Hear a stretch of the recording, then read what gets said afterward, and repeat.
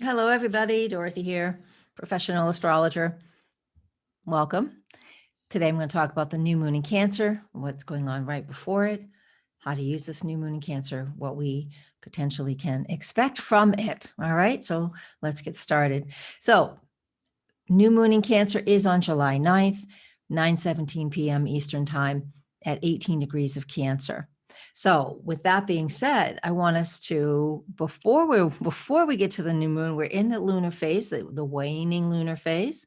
We are also heavy into Mars, Uranus, Saturn transits. The moon is even joining in with that on the 4th. So, there can be potentially a lot of stress and tension.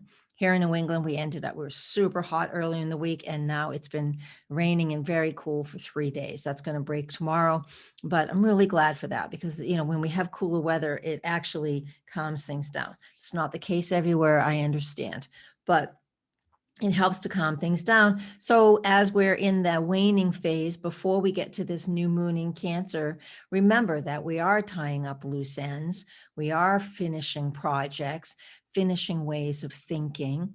The sun is already in the sign of Cancer, like I just said. So we're already starting to tap into that Cancer energy of how we care and nurture for ourselves, how we are very sensitive and very emotional, and what's important for us and our family. 4th of July weekend here in the United States, families gather an awful lot because it is like it's a holiday, and there's a lot of gatherings of family and fun. So let me share my screen with you so you can see the chart that I am using for today. Here it is. And so here we are. So this is what the new moon looks like for me in my latitude and longitude.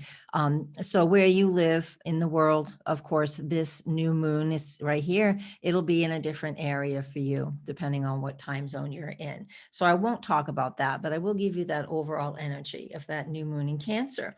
And so we're to initiate new processes, initiate new beginnings. And it's really going to be based off of a feeling. It's not necessarily like goal setting.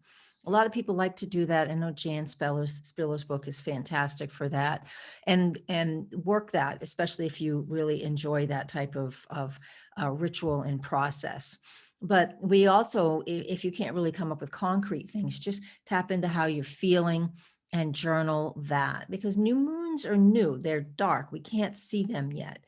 So that means the things that we're wanting to initiate or are trying to initiate, it's still not quite visible to us. So we have some ideas. So the Cancer energy, I know I'm talking wicked fast. The Cancer energy is, of course, emotion and being very defensive of our family and very protective of our family and very intuitive and psychic because it's water. So we have all of these things going on with this new moon. So we want to focus on those things, how we want to be cared for and nurtured, and what new do we want to, bring into our life in those categories. Now, the reason I have this funky chart up here, for some of you who aren't astrologers, you might not recognize it, but this is a chart. It's called decans. We divide as one more step of astrology, right? We divide each zodiac sign into 3 separate parts, and based off of the element of that zodiac sign. So the first 10 degrees of Cancer is ruled by the moon. The second 10 degrees is ruled by the next water sign, which Pluto rules that. And then the third is Neptune. So it's just called Decan rulership.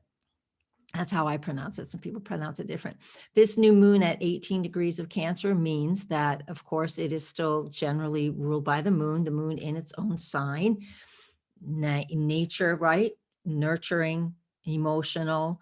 But this time, with this new moon at 18 degrees, Pluto gets a piece of this pie, right? So Pluto's involved too. So to me, that means it's going deeper. We'll have deeper emotions based off of our home, our family, our security. And the chart of this new moon, Pluto and this new moon are in opposition to each other. You can see that right there. And it's in the Pluto decan. That is really important, very important. That means that this new moon has the potential to be very deep, and we can really change a lot about who we are and what our family is like and what our home security is like. And how emotional that we are. And for those of you who are not overly interested in family things, then you can work on your intuition and your psychic abilities, because this is intention. This is the water piece of what this Cancer energy represents. And this new moon is also making a mathematical connection, so a trine aspect to Neptune. So it's just a few degrees off. It's actually closer to Neptune as a tight aspect than it is even to Pluto. So with this new moon in this watery Cancer, caring, nurturing, emotion, how can I take care of myself and my family? And how can I increase my psychic and intuitive abilities if I want to do that? And it gets amplified again and even more because it is connected to Neptune. So that is a piece of what this new moon is about. It is, I'm going to say intense, but it's not intense like eclipse intense. It's intense in the emotional department. If you're feeling tired and overwhelmed, that means you've got too many feelers out there.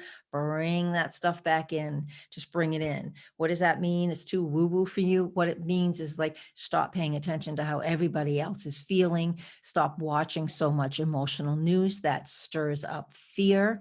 You want to bring it back, and you want to look at your own world and your own environment and how you personally needs to be taken care of, and how you want to nurture yourself and take care of yourself. And then you're able to help those that you love and in any other capacity.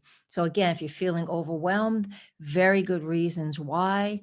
That Pluto decan opposite Pluto, trine Neptune, that really brings huge emotion to the surface. So do your best to take care of yourself, set goals. If you like to do that with new moons, set goals based on that emotional component that's most important for you.